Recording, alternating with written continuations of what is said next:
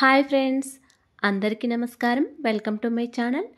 ఈరోజు మన ఛానల్లో మరొక కొత్త రెసిపీ వచ్చేసి చాలా సింపుల్గా చేసుకునే టమాటా రైస్ని ఎలా చేయాలో చూసేద్దామండి.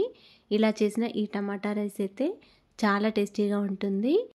అంతేకాకుండా ఇంట్లో కూరగాయలు ఏమీ లేనప్పుడు ఇలా చాలా సింపుల్గా ఒక 4 లేదా 5 టమాటాలతో ఇలా టమాటా రైస్ చేసుకొని తింటే చాలా టేస్టీగా ఉంటుందండి. పిల్లల లంచ్ బాక్స్లోకి కూడా ఇలా టమాటా రైస్ని చాలా సులభంగా చేసి పెట్టేయచ్చండి. వాళ్ళు చాలా ఇష్టంగా తింటారు. అలాగే ఫ్రెండ్స్, మా ఛానల్ని ఇంతవరకు సబ్స్క్రైబ్ చేసుకోకపోతే సబ్స్క్రైబ్ చేసుకోండి. పక్కనే ఉన్న బెల్ బటన్ని ప్రెస్ చేయండి ఫ్రెండ్స్. అప్పుడే నేను పెట్టే ప్రతి వీడియో మీకు నోటిఫికేషన్ ద్వారా వస్తుంది. ఎంతో టేస్టీగా ఉండే ఈ టమాటా రైస్ని ఇప్పుడు చాలా సింపుల్గా ఎలా చేయాలో చూసేద్దాం. టమాటా రైస్ కోసం ముందుగా ఒక గిన్నె తీసుకొని అందులోకి 1 గ్లాసున్నర వరకు బియ్యాన్ని వేసుకుంటున్నాను. నేను ఇక్కడ బాస్మతి రైస్ తీసుకుంటున్నానండి. మీరు కావాలనుకుంటే నార్మల్ రైస్ అయినా తీసుకోవచ్చు. ఈ బియ్యాన్ని ఒక 2-3 సార్లు శుభ్రంగా వాటర్తో కడుక్కొని దీనిలో తగినన్ని వాటర్ వేసుకొని ఇలా మూత పెట్టుకొని ఒక పావు గంట వరకు నానబెట్టుకొని ఉంచుకోవాలి. మనం తీసుకున్న బియ్యం వచ్చేసి ఒక 400 గ్రామ్స్ వరకు ఉంటాయి. ఇప్పుడు దీనిలోకి ఒక 4 లేదా 5 వరకు టమాటాలను ఇలా కట్ చేసుకోవాలి. పచ్చిమిర్చి పొడుగ్గా కట్ చేసుకొని పెట్టుకోవాలండి. ఒక 5 వరకు పచ్చిమిర్చి, ఒక పెద్ద సైజు ఆనియన్, కొంచెం పుదీనా, ఇవన్నీ కూడా కట్ చేసుకొని పెట్టుకోవాలి. మనం కట్ చేసుకొని పెట్టుకున్న ఈ టమాటాలన్నీ మిక్సీ జార్లో వేసుకొని ఒకసారి గ్రైండ్ చేసుకోవాలండి. ఈ టమాటా రైస్కి మన దేశవాళీ టమాటా అయితే చాలా రుచికరంగా ఉంటుందండి. టమాటా రైస్ ఇలా టమాటా ముక్కలన్నీ మిక్సీ జార్లో వేసుకొని ఒకసారి మెత్తగా గ్రైండ్ చేసుకోవాలి. ఇప్పుడు ఈ టమాటా పేస్ట్ని పక్కకు పెట్టుకోండి. తర్వాత స్టవ్ ఆన్ చేసుకొని ఒక గిన్నె పెట్టుకోవాలి. అందులోకి ఒక 2 టీ స్పూన్ల వరకు నెయ్యిని వేసుకోవాలి. 1 టేబుల్ స్పూన్ వరకు ఆయిల్ వేసుకోవాలి. మీరు కావాలనుకుంటే ఈ టమాటా రైస్ని కుక్కర్లో అయినా చేసుకోవచ్చండి. మనం వేసుకున్న నెయ్యి ఆయిల్ వేడైన తర్వాత దీనిలోకి కట్ చేసుకొని పెట్టుకున్న పచ్చిమిర్చి, ఆనియన్స్ వేసుకొని ఫ్రై చేసుకోవాలి. కొద్దిగా ఫ్రై అయిన తర్వాత కొంచెం పుదీనా కూడా వేసుకొని ఒకసారి బాగా కలుపుకోవాలండి. ఇప్పుడు దీనిలోకి 1 అనాస పువ్వు, 1 మరాఠీ మొగ్గ, 1 పెద్ద ఇలాచి, ఒక 3 వరకు లవంగాలు వేసుకొని కలుపుకోండి. ఆనియన్స్ లైట్ గోల్డెన్ కలర్ వచ్చే వరకు ఫ్రై చేసుకోండి.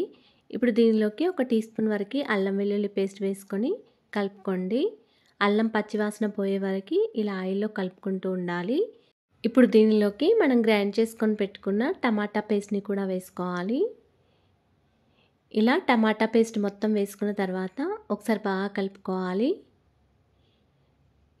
ఒక 1 మినిట్ తర్వాత దీనిలోకి కొంచెం పసుపు వేసుకోండి.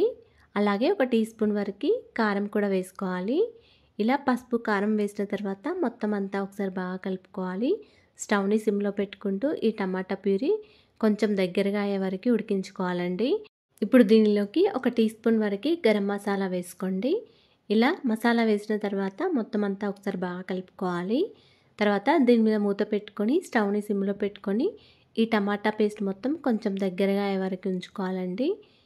ఒక 5 మినిట్స్ వరకు ఇలా కొద్దిగా ఆయిల్ పైకి తేలే వరకు టమాటా పేస్ట్ని ఉడికించుకోండి. ఇప్పుడు దీనిలోకి మనం నానబెట్టుకొని ఉంచుకున్న రైస్ని వేసుకొని కలుపుకోవాలి. ఇలా రైస్ని వేసిన తర్వాత మొత్తం అంతా బాగా కలుపుకోవాలండి. టమాటా పేస్ట్ మొత్తం ఈ రైస్కి పట్టేలాగా బాగా కలుపుకోవాలి. ఇలా కలుపుకున్న తర్వాత దీనిపైన మూత పెట్టుకొని ఒక 1 మినిట్ వరకు ఇలాగే ఉంచుకోండి. 1 నిమిషం తర్వాత మళ్ళీ మూత తీసి మొత్తం అంతా ఒకసారి బాగా కలుపుకోండి. ఇప్పుడు దీనిలోకి ఒక 3 గ్లాసుల వరకు వాటర్ వేసుకోండి. 1.5 గ్లాస్ బియ్యం తీసుకున్నాం కాబట్టి ఒక 3 గ్లాసుల వరకు వాటర్ వేసుకోండి. అదే కుక్కర్లో అయితే 1.5 గ్లాస్కి ఒక 2 గ్లాసుల వరకు వాటర్ వేసుకోండి. ఇవి బాస్మతి రైస్ కాబట్టి ఒక 3 గ్లాసుల వరకు వాటర్ వేసుకున్నానండి. ఇప్పుడు దీనిలోకి రుచికి తగినంత సాల్ట్, మళ్ళీ 1 టీ స్పూన్ వరకు నెయ్యి, సన్నగా తరుక్కొని పెట్టుకున్న కొత్తిమీర కూడా వేసుకొని మొత్తం అంతా ఒకసారి బాగా కలుపుకొని పైన మూత పెట్టుకొని స్టవ్ని మీడియం ఫ్లేమ్లో పెట్టుకొని ఈ రైస్ని ఉడికించుకోవాలండి. మధ్య మధ్యలో కలుపుకుంటూ ఈ రైస్ని ఉడికించుకోవాలి. ఒక 10 మినిట్స్ తర్వాత ఇలా రైస్ కొంచెం దగ్గరగా అవ్వగానే మళ్ళీ మూత పెట్టుకొని స్టవ్ని సిమ్లో పెట్టుకోండి.